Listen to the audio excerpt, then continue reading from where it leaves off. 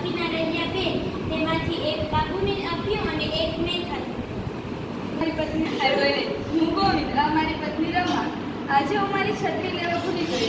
કે તમને આ વાતની ખબર ક્યારે પડી? જ્યારે વરસાદ બંધ થઈ ગયો અને મેં હાથ સંભાળ્યો છત્રી બંધ કરે ત્યારે. એકવાર બે દોસ્તારો રસ્તા પર સાથે જતા હતા. એક દોસ્તની પાછળ એક કૂતરો ભસતો આવ્યો. આથી એ ઘણો ગભરાઈ ગયો.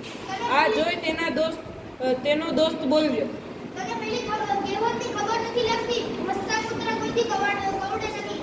એ કહેવતની મને તો ખબર છે. તો ગભરાય છે શાનો?